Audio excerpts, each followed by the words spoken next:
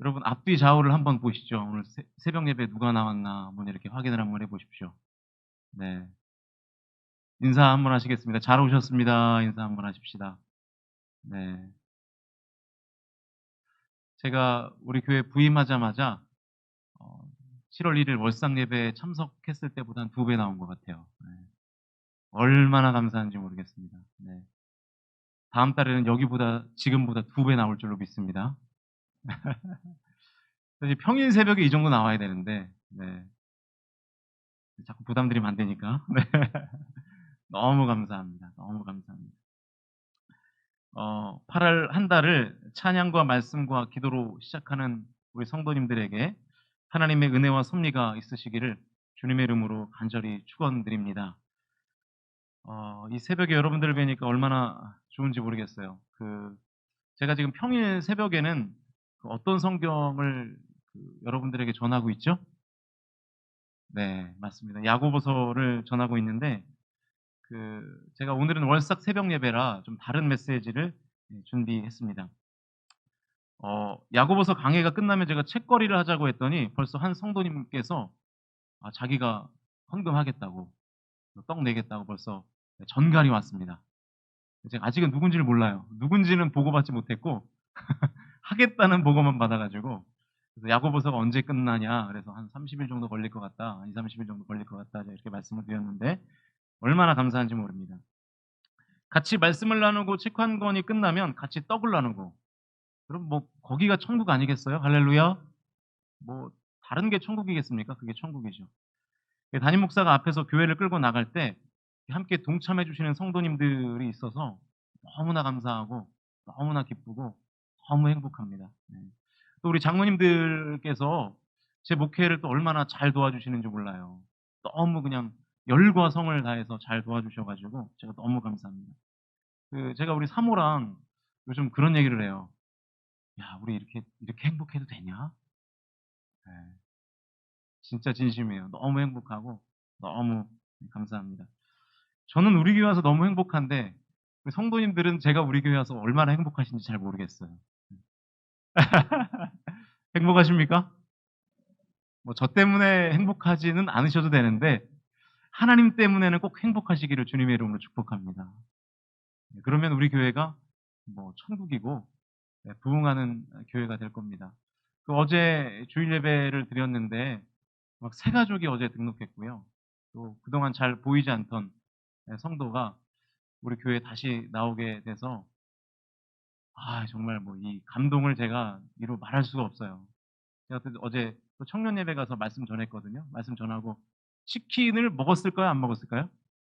네, 먹었습니다. 예, 같이 먹었어요. 치킨 먹으니까 뭐 그냥 천국이 임하더라고요, 거기가. 예, 뭐 그것이 천국이고. 또 예성이 또 나왔잖아요, 오늘 또 새벽 예배에 또. 청년들이 이 새벽 예배에 나온다는 건 기적입니다, 기적. 더 많이 나올 줄로 믿습니다. 뭐 청년들이 이제 막 수요 예배도 나오려고 하더라고요. 얼마나 감사합니까. 우리 성도님들의 삶에 하나님이 함께 하시면 그것보다 행복한 일은 없습니다. 하나님 만나는 게 제일 행복한 일이에요. 매일매일 하나님 만나실 수 있기를 주님의 이름으로 간절히 축복합니다. 월삭 새벽 예배가요, 올해 이제 5번 남았더라고요. 오늘을 포함해서 5번이 남았는데 어떤 메시지를 전할까 고민하다가 이 5번의 시리즈 설교를 했으면 좋겠다. 그 시리즈의 제목이 뭔가 하면 습관의 법칙이라는 시리즈 설교를 했으면 좋겠다. 이렇게 마음을 먹었습니다. 왜 습관의 법칙 시리즈를 하기로 했냐면 지금 월상 예배라는 게 한 달을 시작하면서 드리는 새벽 예배 아닙니까? 그래서 한 달의 삶을 말씀으로 결단하겠다고 고백하면서 드리는 예배잖아요. 그래서 월상 예배를 통해서 영적 습관을 기르는 원리를 깨닫고 그 습관대로 한 달을 좀 살아보면 좋을 것 같아서 습관의 법칙 시리즈를 하기로 결정했습니다. 그래서 오늘은 습관의 법칙 첫 번째 시간으로 올바른 생각을 품으라 라는 제목으로 하나님 말씀 나누겠습니다. C.S. 루이스라는 기독교 변증가를 아시는지 모르겠어요. 고통의 문제라는 대표작이 있고요. 또 일반 작가이기도 하거든요. 그래서 나니아 연대기라는 책을 쓰기도 했죠. 이분이 쓴 책 중에 스크루테이프의 편지라는 소설이 있습니다. 어떤 내용이냐면 이 경험이 많은 노장 악마와 그 노장 악마의 이름이 스크루테이프예요. 그리고 조카이자 풋내기 악마인 웜우드라는 악마가 있어요. 이 노장의 악마가 이 풋내기 악마에게 어떻게 하면 성도를 유혹할 수 있을지를 전수해주는 책이에요. 그러면서 이제 악한 사단의 속성을 파악하는 그런 내용인 것이죠. 이 책에 보면 이런 문장이 있어요. 어쩔 수 없는 경우라면 회심을 허락하라. 그러나 습관은 바꾸지 못하게 하라. 다시 한번요. 어쩔 수 없는 경우라면 회심을 허락하라. 그러나 습관은 바꾸지 못하게 하라. 그러니까 영적 전쟁에서 습관이 얼마나 중요한지를 아주 잘 보여주는 한 문장이죠. 어떤 한 사람이 회심을 해도 사탄에게는 아직 기회가 남아 있습니다. 왜냐하면 아직 습관을 바꾸지 못했기 때문에 그렇습니다. 아무리 한 사람이 마음을 돌이켜 하나님의 자녀가 되어도 옛 습관을 그대로 가지면서 살면 다시 회심 이전의 상태로 돌아가기 때문에 그렇습니다. 그래서 에베소서 4장은 우리에게 이렇게 권면하죠. 우리 다 같이 에베소서 4장 22절에서 24절까지의 말씀을 같이 읽겠습니다. 시작. 너희는 유혹의 욕심을 따라 썩어져가는 구습을 따르는 옛사람을 벗어버리고 오직 너희의 심령이 새롭게 되어 하나님을 따라 의와 진리의 거룩함으로 지으심을 받은 새 사람을 입으라. 저와 여러분이 회심을 했음에도 불구하고 삶이 달라지지 않는 이유는 우리가 여전히 옛사람으로 살기 때문에 그래요. 옛사람으로 산다는 것은 무슨 뜻이냐? 옛사람의 습관을 가지고 옛 습관대로 그대로 산다는 거예요. 그렇기 때문에 우리의 마음은 변했는데 우리의 삶은 달라지지 않는 것입니다. 삶에 전혀 변화가 없는 거예요. 그러므로 그리스도 안에서 우리가 새로운 사람으로 살기 위해서는 새로운 영적 습관을 기르셔야 되는 것입니다. 여러분, 습관이 뭡니까? 노력하지 않아도 되는 게 습관이죠. 저절로 되는 게 습관입니다. 예를 들어 보면 새벽부터 좀 더러운 얘기를 해서 죄송한데요. 여러분 중에 코 파는 습관을 갖고 계신 분이 있으시죠?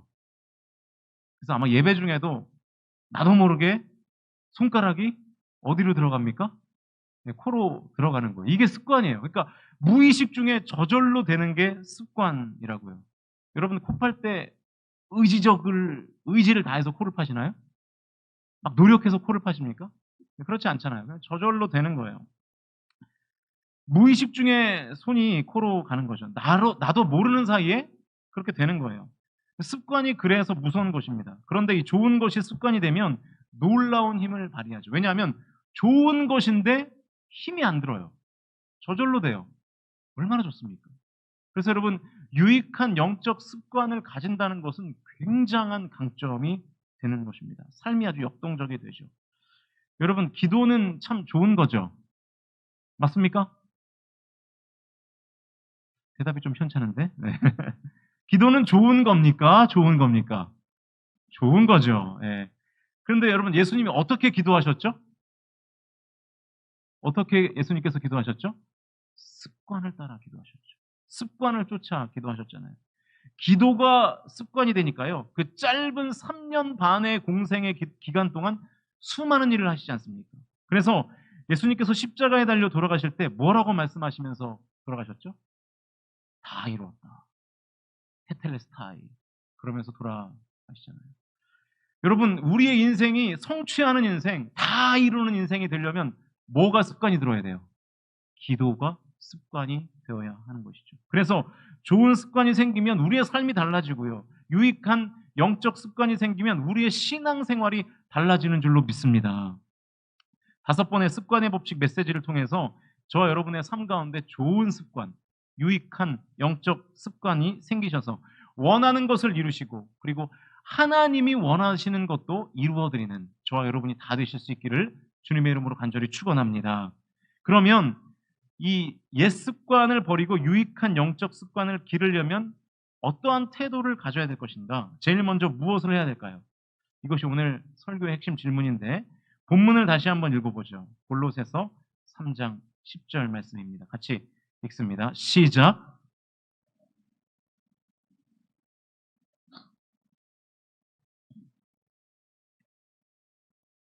자, 새 사람을 입었다 그랬습니다. 새 사람을 입는다는 것을 다른 말로 하면 회심했다는 거예요. 내가 새로운 존재가 되었다는 거예요. 회심하여 새 사람이 된 겁니다. 그런데 다시 옛 습관으로 돌아가면 삶의 변화가 없다고 말씀드렸습니다. 그래서 옛 습관을 버리고 새로운 습관을 길러야 되는데 새로운 습관을 기르기 위해서 제일 먼저 뭐가 새로워져야 된다고요? 다시 한번 화면을 보여주실래요? 3장 10절. 뭐가 새로워져야 된다고요? 지식이 새로워져야 된다. 지식. 됐습니다. 지식이 변화되어야 된다는 거예요. 새로운 삶의 습관을 만들기 위해서는 우리의 생각에 근본적인 변화가 있어야 된다는 거예요. 이것이 새로운 습관을 바꾸기 위한 첫 번째 단계입니다. 어떻게 보면 이 회심의 사건은 마음의 변화죠. 그런데 여러분이 더 잘 아시겠지만 마음이라는 것이 어떻습니까? 하루가 다르게 변하는 게 마음이잖아요. 그래서 여러분, 어제는 하나님이 살아계신 것 같았다가 오늘이 되면 갑자기 하나님이 안 계신 것 같은 생각이 드는 것이 인간의 마음 아니겠습니까? 흔들리는 갈대잖아요. 하루가 뭡니까? 우리는 한 시간마다 우리의 마음이 바뀌죠. 그래서 그 돌이킨 마음의 방향을 잡아주는 게 뭐냐면 지식이에요, 지식. 그러니까 여러분, 신앙적인 지식을 절대로 무시하면 안 되는 게 뭐냐면 그 지식이 우리 신앙생활의 방향을 잡아주기 때문에 그렇습니다. 다른 말로 하면 논리예요. 그래서 마음만 새로워지면 안 되고요. 지식도 새로워져야 된다는 거예요.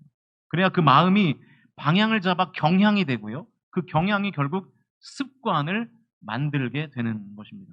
그러면 회심한 사람에게 필요한 지식이 뭘까요? 어떤 지식으로 채워져야 될까? 다시 본문을 읽겠습니다. 골로새서 3장 10절 말씀 읽습니다. 시작. 새 사람을 입었으니 이는 자기를 창조하신 이의 형상을 따라 지식에까지 새롭게 하심을 입은 자니라. 자, 지식이 새로워져야 되는데 무엇을 따라 새로워져야 된다고요? 창조하신 이의 형상을 따라 새로워져야 된다. 아무렇게나 새로워지면 안 되고요. 창조하신 이의 형상을 따라 새로워져야 된다는 거예요. 무슨 얘기냐면 마음은 주님께로 돌이켰는데 삶은 여전히 세상의 지식을 따라 살면 유익한 영적인 습관을 기를 수가 있다 없다? 없다는 거예요. 지식이 새로워질래야 새로워질 수 있다 없다? 없다는 거예요. 창조하신 이의 형상을 따라 지식이 있어야 영적 습관을 기를 수 있다는 것이죠. 회심은 마음이 성령 세례를 받은 사건입니다. 그 다음에 어떤 은혜가 있어야 되냐면 지식의 성령 세례가 있어야 되는 거예요.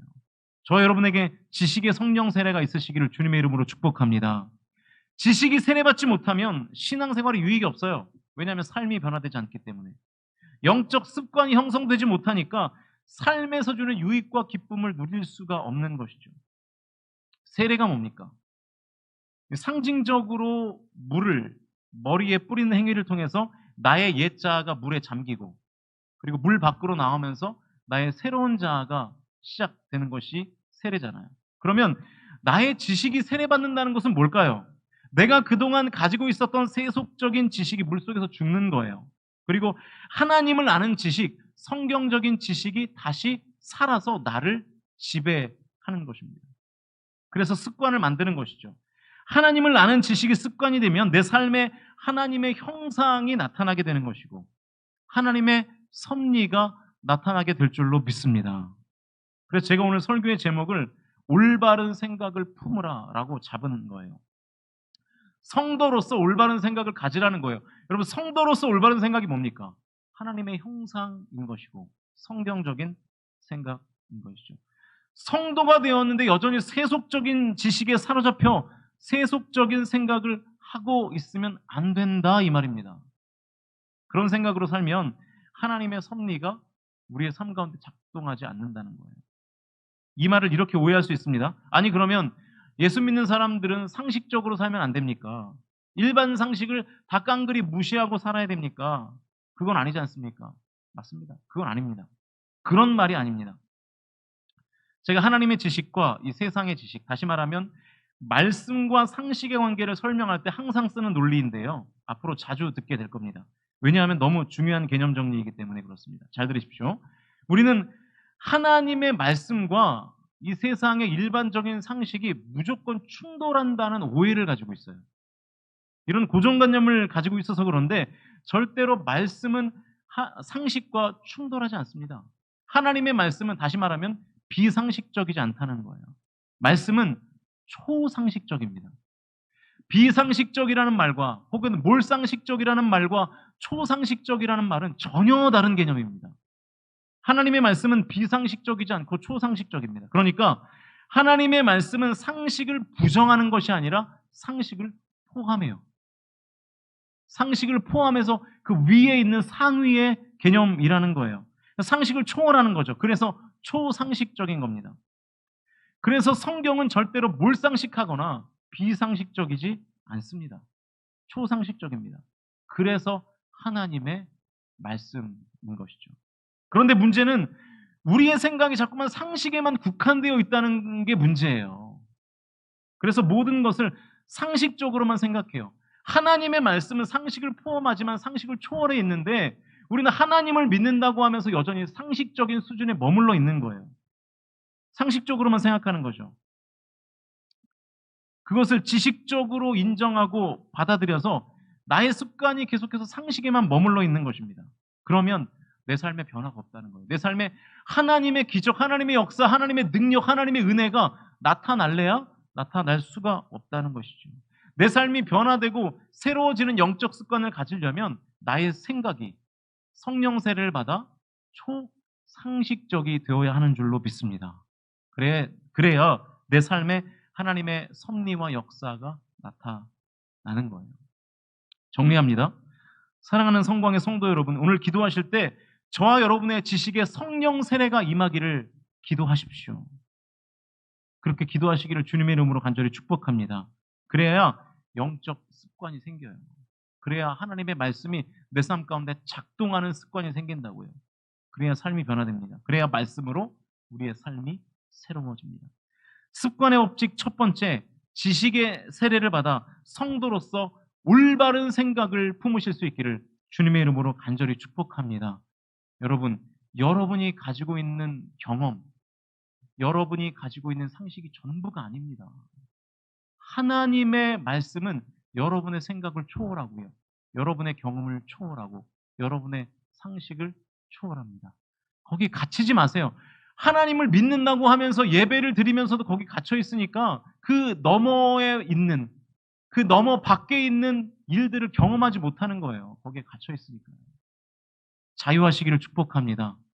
여러분의 경험에서 자유하시고요. 여러분의 상식에서 자유하십시오. 좀 가슴 아픈 얘기를 하나 더 하면, 여러분, 우리 교회가 모든 것이 다 잘 갖춰진 교회인 것 같으시죠? 우리 교회는 그래도 대성광교회인데, 울산 지방에서 제일 큰 교회인데, 우리 교회가 부족한 게 뭐가 있나? 이렇게 생각하십니까? 그럴 수 있어요. 여러분은 그럴 수 있습니다. 왜냐하면 평생 어디서 신앙생활 했기 때문에. 우리 교회에서 신앙생활 했기 때문에, 우리 교회만 보고 평생 신앙생활 했기 때문에, 우리 교회는 최고야. 이렇게 생각할 수 있어요. 그런데 다른 교회를 많이 이렇게 돌아다녀 보면 우리 교회만 경험하지 않고 또 다른 교회를 경험한 저 같은 사람들은 어떨까요? 네, 조금 부족함이 보이는 거예요. 요것도 있으면 좋겠다. 우리 교회가 이런 부분도 더 건강해지면 좋겠다. 이런 게 보이는 거죠. 마찬가지입니다. 우리가 하나님을 경험하고 하나님을 깨닫는 순간 우리의 지식에도 세례를 받아야 되고요. 그래서 우리의 생각의 지평도 넓어져야 되고 우리의 상식의 지평도 넓어져야 돼요.